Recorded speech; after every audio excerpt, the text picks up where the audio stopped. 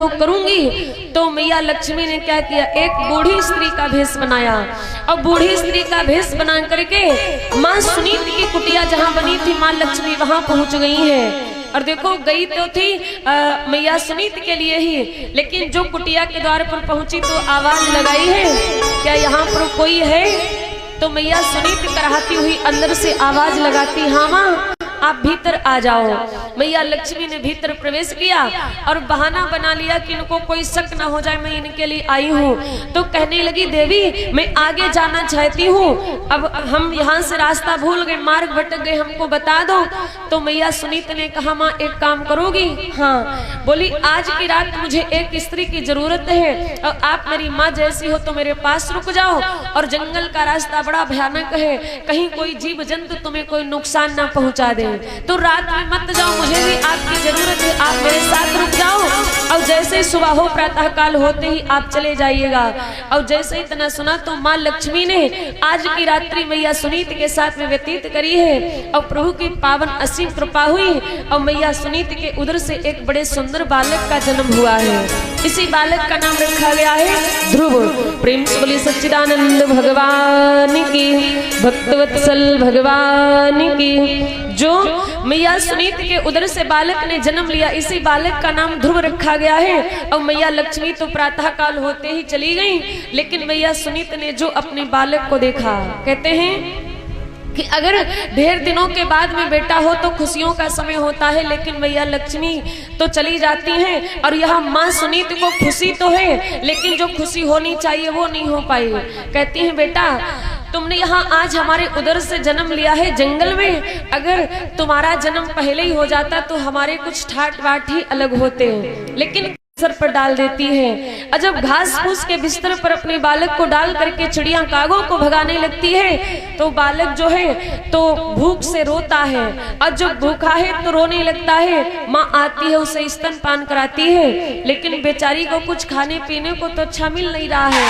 तो उसके स्तन से दूध नहीं निकलता है। और जब स्तन से दूध नहीं निकलता और बालक भूख के मारे रोता है तो माँ उसके मुंह पर मुंह रख करके रोती है। और जब माँ उसके मुंह पर मुंह रख करके रोती है तो मैया के आंख से जो आंसू निकलता है उन आंसुओं को वो नन्हा सा बालक ध्रुव दूध समझ करके पी रहा है। तो माँ सुनीति दूध नहीं बल्कि अपने बच्चे को अपने आंसू पिला पिला करके पाल रही है। और कहा जाता है कि एक माँ का दर्जा हमारे जीवन में क्या होता है उसे कोई बता नहीं सकता। माँ का कर्ज कभी पूरा नहीं किया जा सकता है, इसलिए माँ की हमेशा कद्र किया करो। मैंने देखा है कि 4 बेटा है, माँ तो अच्छे से पाल लेती है, और जो वही चारों बड़े होते हैं तो माँ का बंटवारा किया जाता है, 2 महीना हमारे पास, 2 महीना हमारे पास, 2 महीना तुम्हारे पास।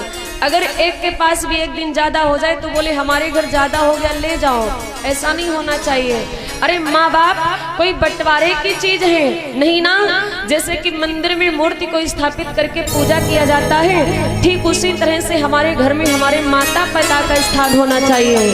कहते हैं कि माँ जो है धरती पर भगवान का दूसरा रूप है। जब भगवान हमेशा अपने भक्त के साथ नहीं रह पाए तो उन्होंने धरती पर माँ की रचना करी है। कहा जाता है एक तरफ माँ हो और एक तरफ भगवान हो, तो भगवान से भी पहले माँ को प्रणाम कर लेना। क्यों? भगवान को पूजने से भले ही माँ ना मिले लेकिन माँ बाप को पूजने से भगवान जरूर मिल जाते हैं। तो हमारे असली भगवान जो है तो हमारे माता पिता हैं, पहले उनकी पूजा करो और बाद में भगवान की पूजा करो, भगवान प्रसन्न हो जाएंगे।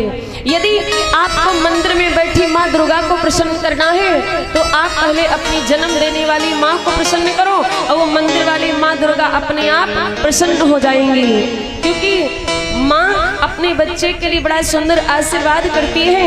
एक बार भगवान का आशीर्वाद भले ही व्यर्थ हो जाए लेकिन माँ का दिया हुआ आशीर्वाद कभी व्यर्थ नहीं होता है। बड़े सुंदर शब्दों में कहा गया तेरे जीवनों में खुशियाँ तमाम आएंगी, तेरे जीवनों में खुशियाँ तमाम आएंगी, ले लो माँ की दुआएं तेरे काम आएंगी, ले लो माँ की दुआएं तेरे काम आएंगी।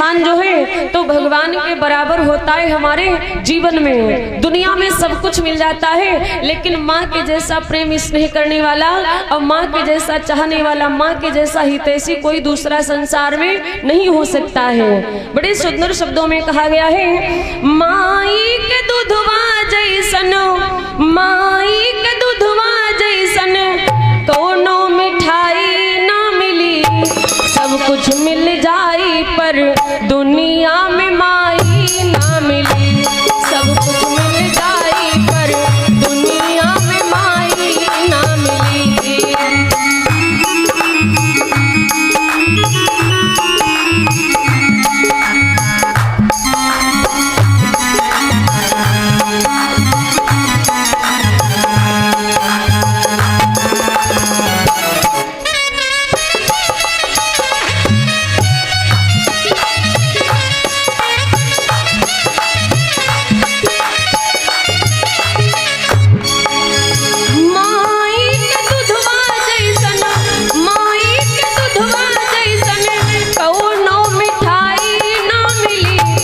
कुछ मिल जाई पर दुनिया में माई ना मिली, सब कुछ मिल जाई पर दुनिया में माई ना मिली।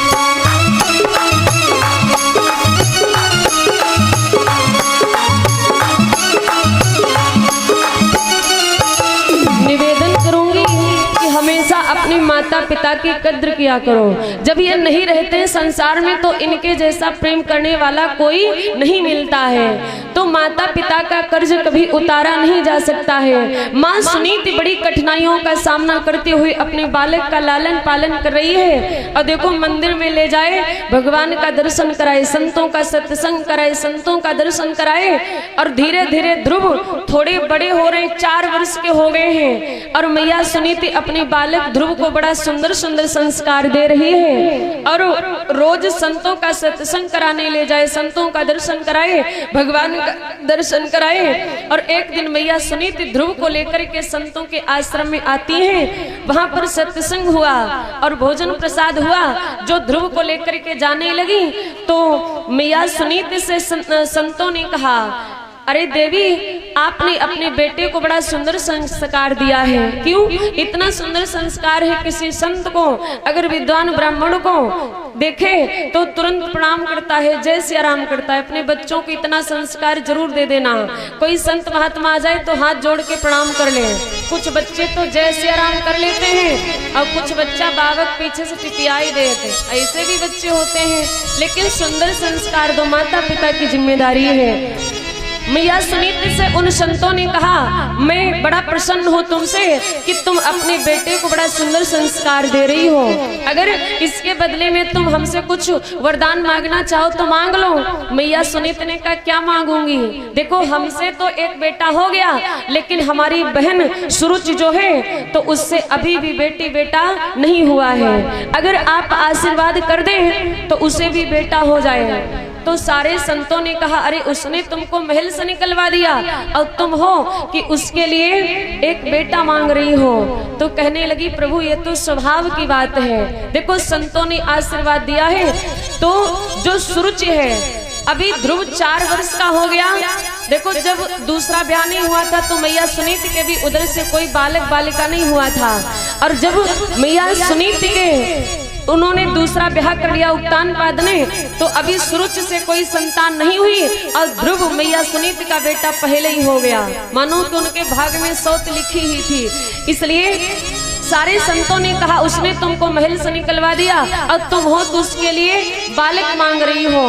तो मैया सुनीति ने कहा, प्रभु कोई बात नहीं, जिसका जैसा स्वभाव होता है वो वैसा ही करता है। आप आशीर्वाद कर दो कि मेरी बहन को एक सुंदर बेटा हो जाए। संतों ने आशीर्वाद दिया है और तभी मैया सुरुच के उदर में भी गर्भ धारण हुआ। गर्भ का समय पूरा हुआ तो उनके उधर से भी बालक का जन्म होता है। उसका नाम रखा है उत्तम कुमार। देखो, एक बेटा सुनीति का हो गया, एक बेटा सुरुच का हो गया। सुनीति के बेटे का नाम है ध्रुव और सुरुच के बेटे का नाम है उत्तम कुमार। धीरे धीरे ध्रुव जो है तो 5 वर्ष का हुआ, वो 1 वर्ष का हुआ।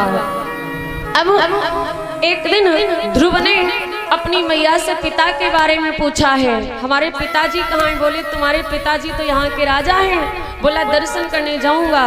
मैया ने भेज दिया, जाओ। और जब ध्रुव आता है तो क्या देखा कि महाराज उत्तानपाद उत्तम कुमार को गोद में लेकर के सिंहासन पर बैठे थे। और जब ध्रुव पास में आया तो उन्होंने सोचा बेटा तो ये भी हमारा ही है। तो सिंहासन से नीचे उतरे और उत्तम कुमार की उंगली पकड़ी, पैदल पैदल चलाने लगे, ध्रुव को गोद में उठा लिया। इतने में छोटी मैया सुरुचि आई, उसने क्या किया है, ध्रुव का हाथ पकड़ा, नीचे जमीन में पटक दिया। रे अभागे, अगर राजा की गोद में बैठना है तो उस अभागिनी के उधर से जन्म क्यों लिया, मेरे उधर से जन्म लिया होता। जितना ही राजा की गोद में बैठना जरूरी है, उससे कहीं ज्यादा जरूरी है मेरे उधर से जन्म लेना। पहले जा भगवान की पूजा कर, तपस्या कर, भगवान प्रसन्न हो तो वरदान मांगना मैया सुरुच के गर्भ से जन्म मिले। जबकि गर्भ को रौरव नरक कहा जाता है और उसने अपने गर्भ को भगवान से भी ऊंचा बता दिया। ध्रुव बेचारे रोते हुए मैया के पास आते हैं। मैया ने पूछा बेटा क्या हुआ? तो कहने लगे माँ मैं पिता के पास गया हुआ था, उन्होंने गोद ले लिया, माँ ने हमको नीचे जमीन में पटक दिया, हमको भी गालियां दी और तुमको भी गालियां दी हैं। ध्रुव रोते रोते मैया से कहते हैं मैया रोई रोई कहे भक्त ध्रुवराज, मैया मोह मौसी ने मारो। रोई रोई कहे भक्त ध्रुवराज, मैया मोहे मौसी ने मारो। रोई रोई कहे ध्रुव महाराज, मैया मोहे मौसी ने मारो।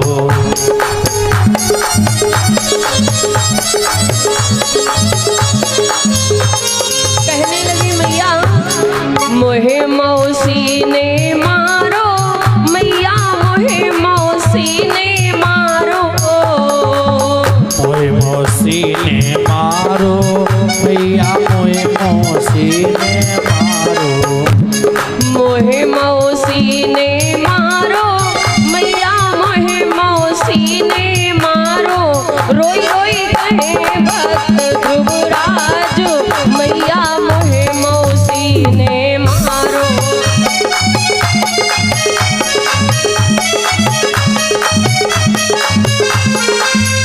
जो मैया को शिकायत करी तो माँ कहने लगी बेटा उसने सच कहा, हम तुम दोनों बड़े अभागे, काश तुमने पहले जन्म लिया होता तो ठाट बाट कुछ और होते।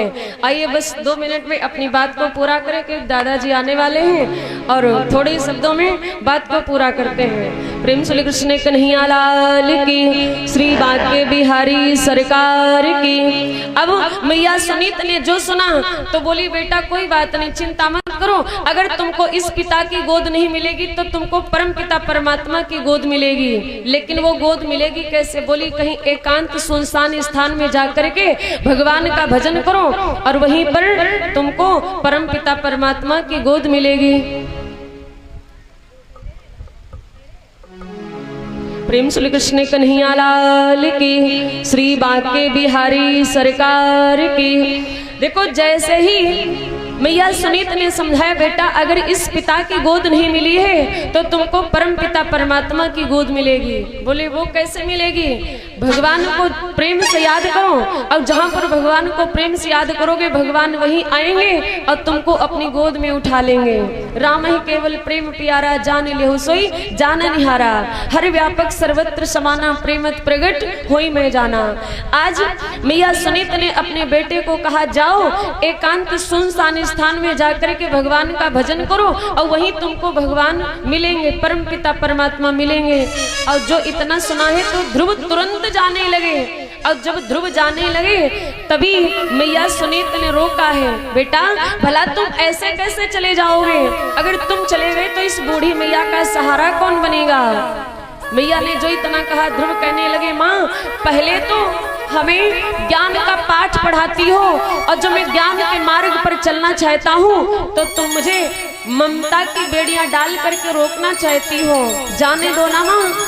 तो मैया ने कहा बेटा ऐसे कैसे जाओगे?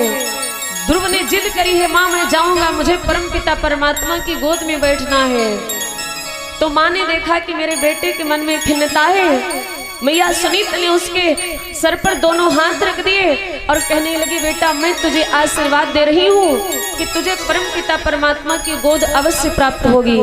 ध्रुव जो है तो धीरे धीरे आगे बढ़ गए और जब ध्रुव जाने लगे तो ये बात पता चली है महाराज उत्तानपाद को, मेरा बेटा नगर छोड़ के जा रहा है जंगल के लिए। तो उन्होंने सोचा हो सकता है पहले एक सेर जो मिलता था तो सुनीति अकेली थी पेट भर के खा लेती थी, अब एक से दो हो गए, पेट ना भरता हो, भोजन ना हो पाता हो, इसलिए ये जंगल जा रहा है। तो बोले ध्रुव को जा करके कह दो एक सेर जो मिलता था आज से 2 सेर मिला करेगा, लेकिन ध्रुव जंगल में ना जाए। ध्रुव ने सोचा अरे अभी तो मैं थोड़ा भी नहीं चला, हमको 2 गुना मिलने लगा और आगे बढ़ूंगा तो न जाने क्या क्या मिल जाएगा। ध्रुव नहीं माने तो महाराज उत्तानपाद ने कहलवाया कह दो राज्य का 4थाई हिस्सा दे दिया जाएगा, लेकिन जंगल में ना जाए। ध्रुव नहीं माने, कह दो और भी थोड़ा सा हिस्सा बढ़ा दिया जाएगा, तब भी नहीं माने। कहा गया आधा राज्य दिया जाएगा, ध्रुव नहीं माने, यहाँ तक कि पूरा राज्य देने की बात हो गई। और कहते हैं जिसके मन में वैराग्य सवार हो जाए फिर ये दुनिया की दौलत फीकी पड़ जाती है, क्योंकि राम नाम रूपी दौलत उससे बड़ा संसार में कुछ नहीं हो सकता है। ध्रुव ने उस राज्य के मोह को त्याग करके और आगे चलते चले गए। जब जा रहे मार्ग में तो उनको देवर्षि नारद जी का दर्शन हुआ। नारद जी ने देखा 5 वर्ष का नन्हा सा छोटा सा बालक इतनी निर्भीकता के साथ कहाँ जा रहा है। नारद जी ने पूछा बेटा कहाँ जा रहे हो? ध्रुव ने निडर होकर के जवाब दिया ऋषवर मैं भगवान को मिलने जा रहा हूँ। नारद जी ने कहा बेटा एक बात सुनो, तुमको भगवान मिले ना मिले लेकिन यहाँ बब्बर शेर जरूर मिलेगा, रहता है। ध्रुव ने कहा बाबा जी हमें मिल गया तो कोई बात नहीं, आपको मिला तो गड़बड़ हो जाएगा, क्यों इधर की उधर और उधर की इधर करने वाला कोई नहीं बचेगा, इसलिए आप चले जाओ। तो सोचा अरे बड़ा निर्भीक बालक है, आखिर कौन है? नारद जी कहते हैं बेटा कौन हो? तो कहा मेरा नाम ध्रुव है। किसके बेटा हो? बड़ी विशेष बात है कि महाराज ध्रुव ने पिता का नाम नहीं लिया, माँ का नाम लेकर के बताया है। ऋषवर मैं मैया सुनीति का बेटा हूँ, पिता का नाम नहीं लिया, बोले मैं मैया सुनीति का बेटा हूँ। तो क्या कहा माँ सुनीति ने? ध्रुव कहते हैं मेरी मैया ने कहा है कि तुमको भगवान जरूर मिलेंगे। नारद जी ने कहा बेटा तुम्हें भरोसा है अपनी माँ के वचन पर? ध्रुव बोले हाँ प्रभु हमको पूर्ण रूप से भरोसा है, विश्वास है कि हमें भगवान अवश्य मिलेंगे। तो जब ऐसा मात्र भाव देखा है कि ये तो सच्चा मात्र भक्त है, तो नारद जी ने भी आशीर्वाद दिया, सर पर हाथ रख दिया, जाओ तुमको भगवान की प्राप्ति अवश्य होगी। और 12 अक्षर मंत्र दिया है, ओम नमो भगवते वासुदेवाय। बेटा तुम इस मंत्र का जाप करो और तुमको भगवान अवश्य मिल जाएंगे। नारद जी ने 12 अक्षर मंत्र दिया और सर पर हाथ रखे आशीर्वाद दिया है। वहां से चले गए और ध्रुव आगे बढ़े।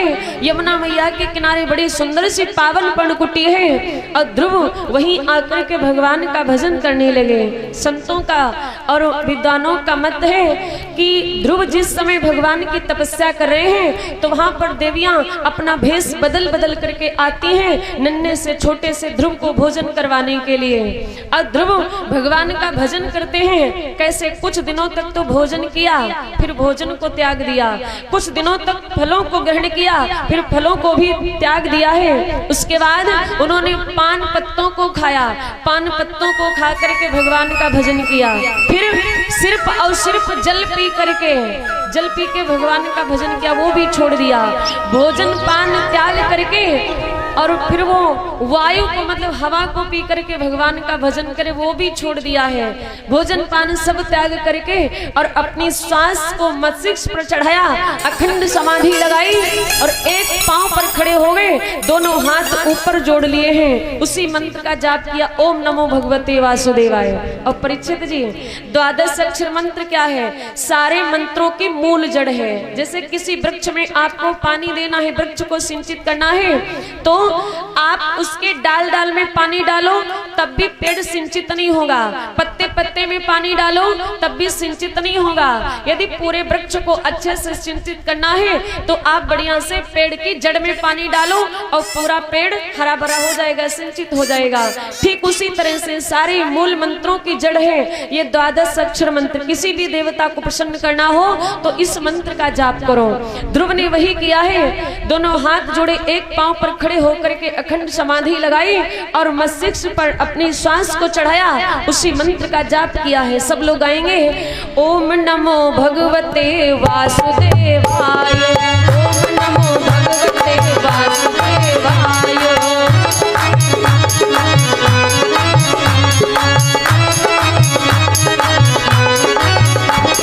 वासुदेवाय नंद नंदनाय, वासुदेवाय नंद नंदनाय, वासुदेवाय नंद नंदनाय, वासुदेवाय नंद नंदनाय। ओम नमो भगवते वासुदेवाय, ओम नमो भगवते वासुदेवाय।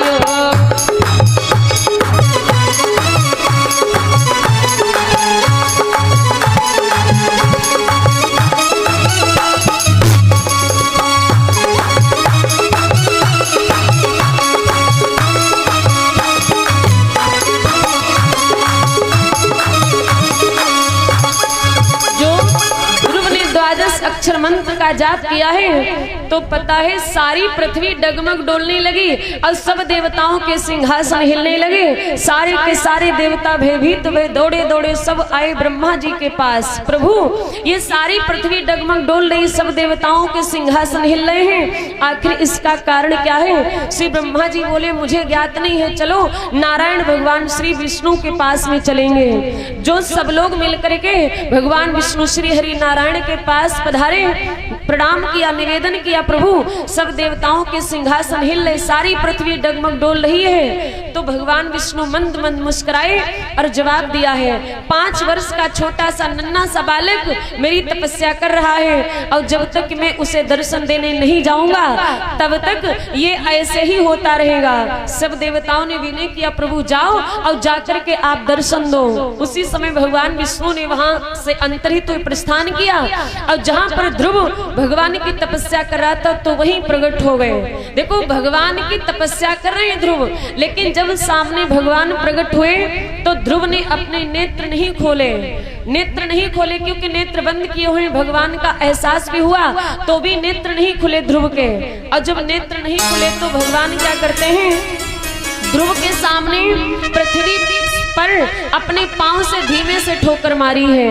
और जो भगवान जी ने ध्रुव के सामने पृथ्वी पर अपने पांव से धीमे से ठोकर मारी तो अब ध्रुव के नेत्र खुल गए, नेत्र खुल गए, टकटकी लगाए सामने देख रहे लेकिन भगवान से बात नहीं कर रहे हैं, ना तो अभी तक प्रणाम किया है। अब भगवान जी सोच रहे देखो तो तपस्या हमारी कर रहा है, मैं सामने आ गया, चलो जब तक नेत्र बंद करे थे देखा नहीं था कोई बात नहीं थी, अब तो देख भी लिया तब भी हमसे बात नहीं कर रहा, कितना हठीला है। भगवान को समझ में आया 5 वर्ष का बालक है और 5 वर्ष का बालक अबोध होता है, भला इसे क्या ही ज्ञान होगा कि भगवान क्या होते हैं। भगवान के हाथों में शंख चक्र गदा पद्म धारण किया हुआ है। भगवान ने अपना शंख लिया और ध्रुव के कपोल से स्पर्श किया, मतलब गाल से छुआया है। और जैसे ही भगवान ने अपना शंख ध्रुव के गाल से कपोल से स्पर्श किया और तभी 4 वेद 6 शास्त्र 18 पुराण मतलब सारे वेद वेदांतों का ज्ञान हो गया ध्रुव को। और ध्रुव ने भगवान को पहचान लिया और जैसे ही ध्रुव ने भगवान को पहचाना है तो चढ़ों में पड़ गए, चढ़ों से लिपट गए और भगवान की स्तुति गाने लगे। एक लाइन सब लोग गाइएगा, श्री कृष्ण गोविंद हरे मुरारे, हे नाथ नारायण वासुदेव, श्री कृष्ण गोविंद हरे मुरारे, हे नाथ नारायण वासुदेव।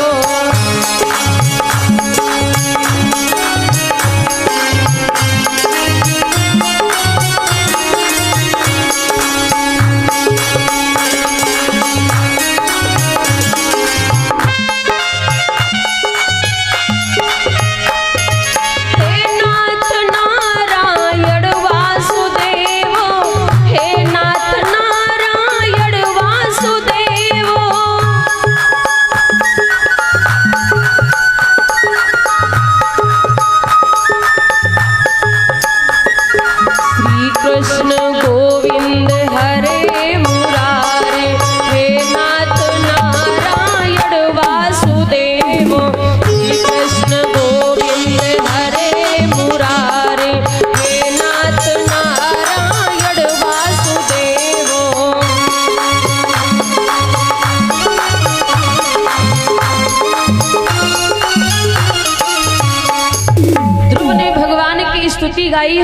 और देखो जैसे ही ध्रुव ने भगवान को प्रणाम किया, स्तुति गाई, तो भगवान जी ने ध्रुव को अपनी गोद में उठा लिया है, गोद में उठा लिया, हृदय से लगा लिया। बोले बेटे हम तुमसे बड़े प्रसन्न हैं, बड़े खुश हैं तुम्हारी इस श्रद्धा और भक्ति के लिए, इसलिए आप हमसे कोई वरदान मांग लो। जैसे ही भगवान ने कहा कि तुम हमसे कोई वरदान मांग लो, तो ध्रुव की आंखों में आंसू आ गए। देखो भगवान भक्त वत्सल हैं और कृपा के सिंधु हैं, दया के सागर हैं, अनाथों के नाथ हैं और भगवान सभी का मंगल करते हैं। ध्रुव की आंखों में आंसू आ गए। क्यों? ध्रुव को वो मांगना ही नहीं पड़ा जो उनको चाहिए था। ध्रुव घर से क्यों निकले थे? क्योंकि पिता से अनादर हुआ, पिता के यहाँ अपमान हुआ, तो मैया ने कहा परम पिता परमात्मा की गोद मिलेगी। तो ध्रुव ने सोचा मैं क्या ही मांगू, जो मांगने के लिए आया था वो तो मांगने ही नहीं पड़ा, मुझे इनकी गोद में बैठना था, वो तो हमको कहने ही नहीं पड़ा, और भगवान ने बिना कहे हमको गोद में उठा लिया। बोले बेटा हमसे कुछ मांग लो।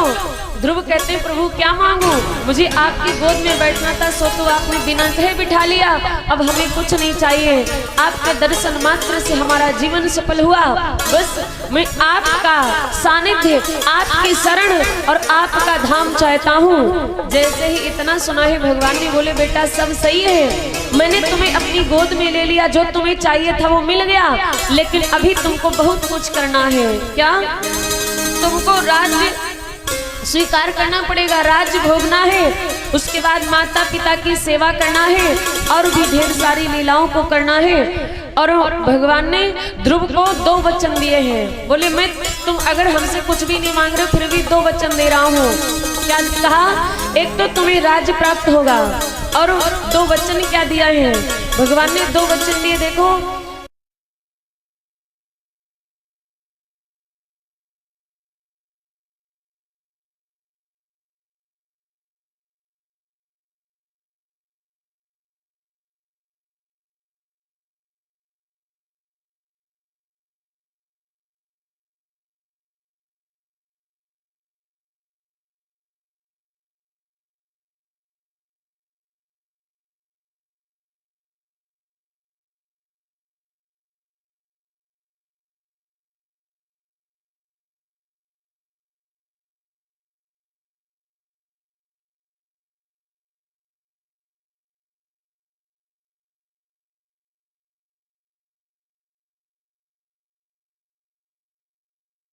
ध्रुव ने मां की आंखों पर हाथ फेरा तो उनकी आंखों में प्रकाश भर गया। अब मैया के चरणों को स्पर्श किया और पिता के चरणों को स्पर्श किया। कहते हैं कि ध्रुव अपनी मैया सुनीति को बाद में मिले, सूरज मैया को पहले मिले, क्योंकि उसी की ताड़ना थी कि आज उनको भगवान भी प्राप्त हो गए। तो सूरज मैया का दर्शन पहले किया, सुनीत मैया का दर्शन बाद में किया, पिता का दर्शन किया। और महाराज उत्तानपाद ने सोचा अब तो हमारा बेटा आ गया, क्यों ना राजपाट इसी को सौंप दिया जाए। महाराज उत्तानपाद ने अपना राज्य जो है तो अपने पुत्र ध्रुव को सौंप दिया, ध्रुव को राजा बनाया। ध्रुव राजा तो बन गए, लेकिन उन्होंने उस राज्य को अपने छोटे भाई उत्तम कुमार के हाथों में सौंप दिया। एक दिन की बात कि उत्तम कुमार जो है यक्षों के द्वारा युद्ध में मारा गया है। जब ध्रुव को पता चला तो ध्रुव ने युद्ध करना चाहा, ध्रुव ने युद्ध करना चाहा है। तो वहां पर उत्तानपाद और स्वयंभू मनु, श्री ब्रह्मा जी, देवर्षि नारद स्वयं आए हैं उस युद्ध को बंद कराने के लिए। कहने लगे युद्ध मत करो, अगर तुम्हारा भाई मारा गया है तो इसकी भी कुछ कमी रही होगी। ध्रुव जो है युद्ध करना बंद कर देते हैं। संकेत मिला है कि ध्रुव का ब्याह वायु की पुत्री इला के साथ में हुआ है, जिससे कि एक बेटे का जन्म हुआ जिसका नाम पड़ा है उत्कल कुमार। महाराज ध्रुव से एक बेटा हुआ जिसका नाम उत्कल कुमार रखा गया है। और धीरे धीरे समय पूर्ण हो रहा है, उन्होंने राज्य को भोगा। और जो उनका समय पूर्ण हुआ भगवान की भक्ति करते रहे। और जैसा कि प्रभु ने वचन दिया था, ध्रुव महाराज सोच रहे कहाँ तक ये राजकाज के धंधों में फंसा रहूंगा। समय आने पर उन्होंने अपने पुत्र उत्कल कुमार को वहां का राजा बनाया और खुद अपनी माँ के सहित स्वर्ग के लिए प्रस्थान किया है। कहते हैं कि भगवान के धाम से भगवान के पार्षद विमान लेकर के आए हैं। और ध्रुव जो है भगवान की भक्ति करते हुए उनको सदगति प्राप्त होती है। ध्रुव जो है तो उस विमान में बैठ करके स्वर्ग के लिए जा रहे हैं। पार्षदों ने देखा कि ध्रुव जो है तो विमान में बैठ करके स्वर्ग के लिए जा रहे हैं। अच्छा, जिसको स्वर्ग मिल जाए तो उसके बाद फिर क्या इच्छा रह जाएगी? कुछ भी तो नहीं रहेगा। उसको तो संसार की तरफ मुड़ के भी नहीं देखना चाहिए। लेकिन ध्रुव ने एक बार पीछे मुड़ करके देखा है, मतलब अभी इनका मोह है संसार से, तभी तो पीछे मुड़ करके देखा। पार्षदों ने पूछा, तुम स्वर्ग जा रहे हो, तुमको मोक्ष मिलने वाला है, परम धाम मिलने वाला है, फिर तुम्हें कौन सी इच्छा रहेगी जो तुम संसार को देख रहे हो? ध्रुव ने कहा, मुझे अपनी नहीं अपनी माँ की चिंता है कि मेरी माँ की क्या गति होगी। तब तक पार्षदों ने संकेत किया, बोले थोड़ी दूर नजर डालो, देखो तुम्हारी माँ दूसरे विमान के ऊपर आ रही है। तो एक विमान के ऊपर ध्रुव महाराज जा रहे और एक विमान के ऊपर वो मैया सुनीत विमान पर बैठ करके स्वर्ग के लिए जा रही है। पार्षदों ने कहा, ध्रुव, जिसने तुम जैसे बेटे को जन्म दिया हो तो तुमसे पहले उस माँ को सदगति मिलेगी, क्योंकि वो माँ उस भक्त से भी धन्य है जिसने ध्रुव जैसे बालक को जन्म दिया हो। ध्रुव जैसे भक्त को जन्म दिया हो तो वो माँ कितनी धन्य होगी, उसकी तो सदगति पहले ही हो जाएगी। अब ध्रुव की सारी चिंताएं खत्म हो गई, उनको और उनकी माँ को दोनों को सदगति प्राप्त हुई है। कहते कि एक वचन पूरा हुआ, उनको परम धाम प्राप्त हुआ है। दूसरा वचन था कि हमेशा के लिए तुम्हारा नाम अमर होगा ध्रुव तारे के नाम से। तो ध्रुव का नाम आज भी संसार में अमर है। कहते कि आसमान में ढेर सारे तारा होते हैं, है ना, ढेर सारे तारे हैं, लेकिन उनमें से जो सबसे ज्यादा टिमटिमाता है, सबसे ज्यादा रोशनी जो होती है, उसको ध्रुव तारा कहते हैं। तो ध्रुव तारा जो है आज भी ध्रुव के नाम से विख्यात है, जो कि हम ध्रुव को उसी नाम से जानते पहचानते कि हमारे देश में इतना सुंदर भक्त हुआ ध्रुव नाम का। हमारे संतों का और बड़े बुजुर्गों का कहना है कि इस ध्रुव तारे की एक अपनी विशेषता भी है। परीक्षित जी, इस ध्रुव तारे की विशेषता क्या बताई गई? इसकी विशेषता यह है कि ध्रुव तारा सबको दिखाई देता है, सबको दिखाई देता है, सबको दिखाई देता है, लेकिन उसको दिखना बंद हो जाता है जिसकी मृत्यु नजदीक आ जाती है। ऐसी विशेषता इस ध्रुव तारे की कि मरने वाले व्यक्ति को ध्रुव तारा 6 महीना पहले से दिखाई देना बंद हो जाता है। ये उसकी अपनी विशेषता है। आइएगा, आप सभी लोगों ने छोटे से भक्त ध्रुव की कथा को श्रवण किया। देखो, हमारा भारत देश इसीलिए महान कहा गया, यहाँ छोटे छोटे बच्चों ने भगवान को प्राप्त कर लिया, साथ में अपनी सदगति करी सो करी और साथ में अपनी माँ की भी सदगति करा ली। और जिस घर में ऐसा भक्त हो जाए तो उसके आगे पीछे की पीढ़ियों की भी सदगति हो जाती है। यदि ध्रुव की तरह हम आप लोग भगवान की कृपा चाहें तो ध्रुव की जैसी भक्ति करनी पड़ेगी और हम आप लोगों को भी भगवान अवश्य प्राप्त होंगे। जब 5 वर्ष के बालक को भगवान मिल सकते। ध्रुव का मतलब क्या होता है? अटल। जो ध्रुव का मतलब है दृढ़, जो अपने संकल्प में दृढ़ होगा। और जहाँ दृढ़ता है, दृढ़ता के पीछे सफलता है। यदि किसी भी वचन को लेकर के आप दृढ़ हो जाएं तो सफल अवश्य होंगे। ध्रुव के जैसा दृढ़ संकल्प हो जाए, मुझे भगवान को पाना ही है, तो हम आप सभी लोगों को भी भगवान अवश्य मिलेंगे। इसलिए हमारा भारत देश महान है, यहाँ छोटे छोटे बच्चों ने भी भगवान को प्राप्त कर लिया। आइए देखो, ज्यादा समय ना लेते हुए सब लोग 2 लाइन संकीर्तन गाइएगा और फिर उससे आगे की कथा आप लोग दादाजी के द्वारा श्रवण करेंगे। प्रेम श्री कृष्ण कन्हैया लाल की। और उससे पहले दान दाताओं की सूची। और ये 51 मुद्राएं शिव कुमार गुप्ता मगियावा से, और 51 मुद्राएं धर्मेंद्र अवस्थी मगियावा से, और 100 मुद्राएं आकाश सिंह मोहीपुरी से, 101 मुद्राएं राम नारायण गुप्ता मगियावा से, 121 मुद्राएं गुड्डू कुशवाहा मगियावा से, और 101 मुद्राएं सगीर खान मगियावा से, और 50 मुद्राएं राजपाल मगियावा से। सभी भक्तों का दान समर्पित हुआ है और बहुत बहुत मंगल कामनाएं शुभकामनाएं हैं। प्रेम श्री वृंदावन बिहारी लाल की। एक बार सभी लोग दोनों हाथ ऊपर उठा करके बोलेंगे, जय जय श्री राम। जोर से बोलो, जय जय श्री राम। एक बार और भाव से बोलिएगा, जय जय श्री राम। और सब लोग मिलकर के 2 लाइन संकीर्तन गाएं। नैना लड़े मुरलिया वाले से मैं वृंदावन जाऊं। और किसको किसको चलना है श्री धाम वृंदावन? जरा हाथ ऊपर उठाओ। 2 यात्राएं होती हैं, एक मानसिक और एक शारीरिक। अगर हम शरीर से ना जा पाए तो मानसिक यात्रा कर लो। मन भी ना जाना चाहे तो अपने ये गांव मगियावा को ही वृंदावन बना लो। ठीक है, सब लोग गाइएगा। नैना लड़े मुरलिया वाले से मैं वृंदावन जाऊं। हो नैना, हो नैना, हो नैना लड़े मुरलिया वाले से मैं वृंदावन जाऊं।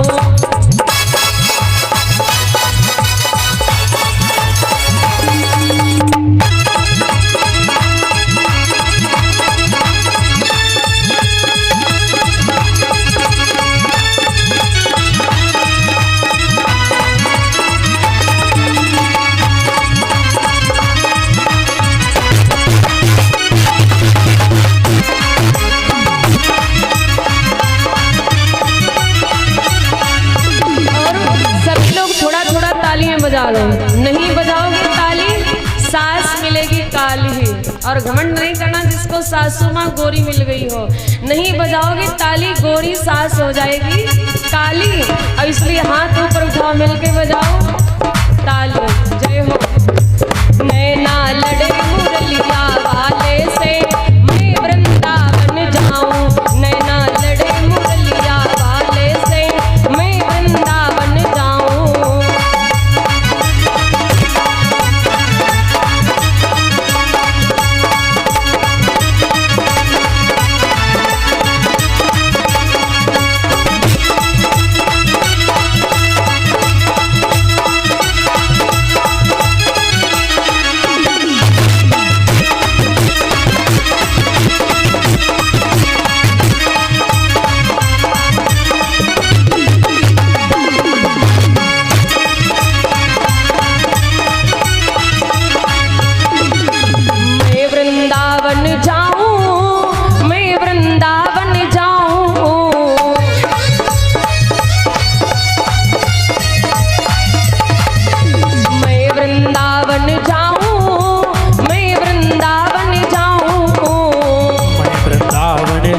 सखी रे मैं वृंदावन जाऊं। हो नैना, हो नैना, हो नैना लड़े मुरलिया वाले से मैं वृंदावन जाऊं।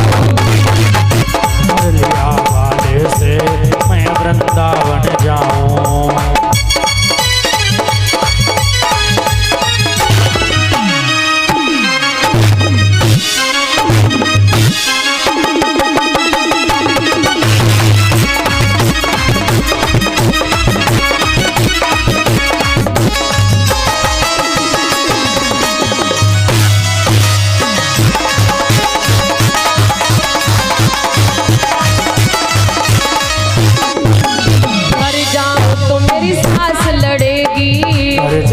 मेरी सास लड़ेगी। और सास ननद किसकी लड़ेगी? जो यहाँ आके भगवान का भजन नहीं गाएगा। और क्या हमारी थोड़ी लड़ेगी? जब है ही नहीं तो लड़ेगी कहाँ से? सर ही नहीं तो सर दर्द कहाँ से होगा? घर जाऊं तो मेरी सास लड़ेगी। घर जाऊं तो मेरी सास लड़ेगी। सास लड़ेगी मेरी ननद लड़ेगी। सास लड़ेगी मेरी ननद लड़ेगी। ननद लड़ेगी मुँह पे जुल्म करेगी। ननद लड़ेगी मुँह पे जुल्म करेगी। ननद लड़ेगी मुँह पे जुल्म करेगी। ननद लड़ेगी मुँह पे जुल्म करेगी। कह देगी, कह देगी, कह देगी प्रीतम प्यारे से मैं वृंदावन जाऊं। नैना लड़े मुरलिया वाले से मैं वृंदावन जाऊं। जय हो।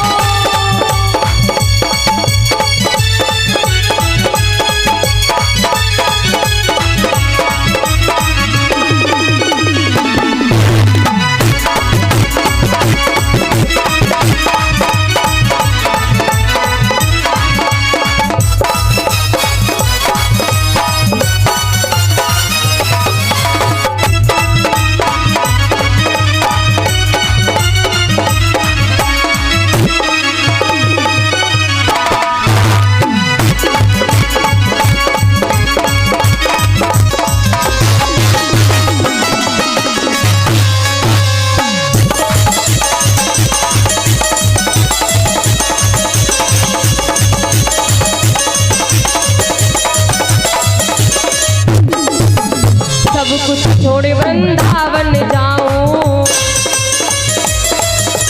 बांके बिहारी जी के दर्शन पाऊं। बांके बिहारी जी के दर्शन पाऊं। सब कुछ छोड़ वृंदावन जाऊं।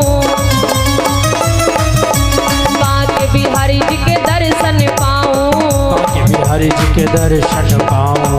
मोह प्रेम हुआ वह कारण से वृंदावन जाऊं। मोह प्रेम हुआ वह कारण से मैं वृंदावन जाऊं।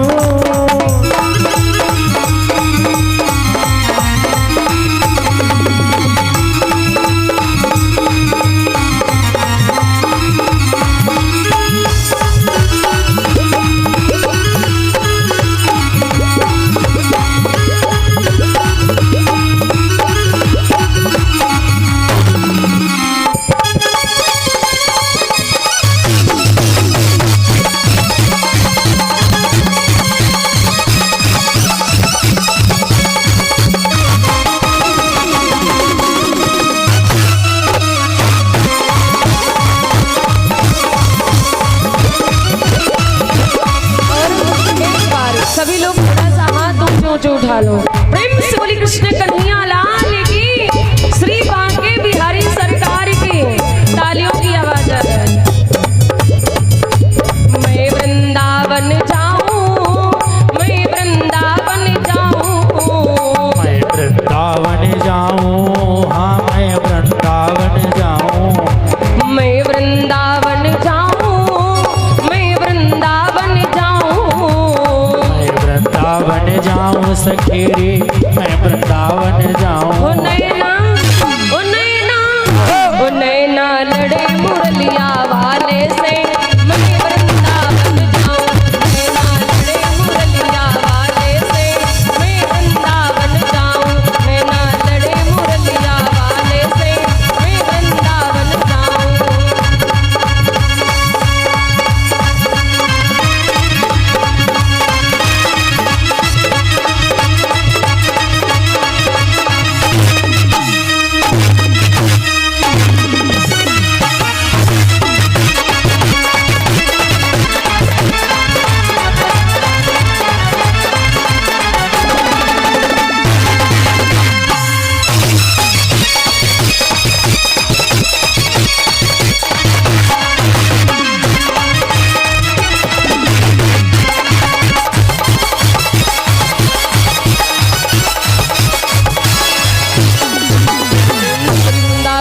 हरिलाल की, गोविंद भगवान की जय जय श्री राधे। बड़ी ब्राह्मण है।